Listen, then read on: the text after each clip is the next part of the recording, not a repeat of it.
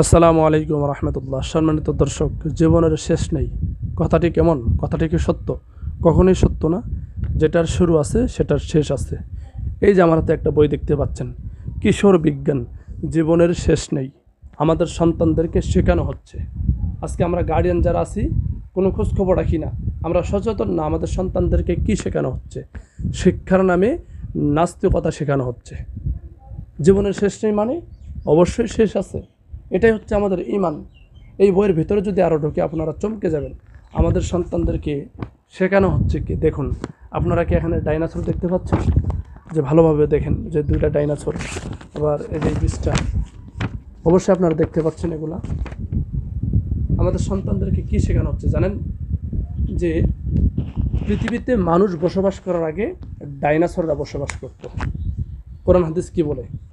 আল্লাহ তাআলা এই পৃথিবীতে মানুষের আগে জিন জাতিকে বসবাস করার সুযোগ দিয়েছিলেন। জিন জাতি বসবাস করেছে। আজকে আমাদের সন্তানদেরকে কি শেখানো হচ্ছে ভাই? এগুলা আমরা কোনো খোঁজখবর রাখি না। ডাইনোসর কোথা থেকে আসলো? এই পৃথিবীতে নাকি মানুষের আগে ডাইনোসর বসবাস করছে।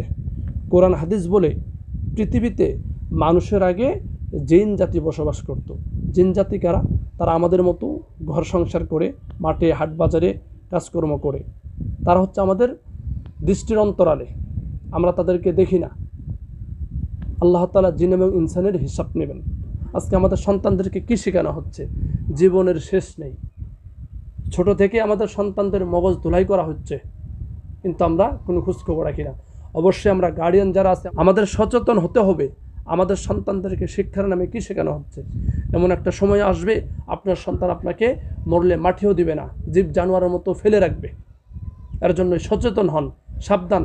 কোথায় পড়াচ্ছেন, কি পড়াচ্ছেন, অবশ্যই ভালোভাবে দেখে শুনে বুঝে পড়াতে হবে আমাদের সন্তানদেরকে। আপনি চলে যাবেন, আপনার প্রজন্ম কি করবে? একটু কি চিন্তা করে দেখেছেন? একটু চিন্তা করতে হবে, অবশ্যই চিন্তা করতে হবে।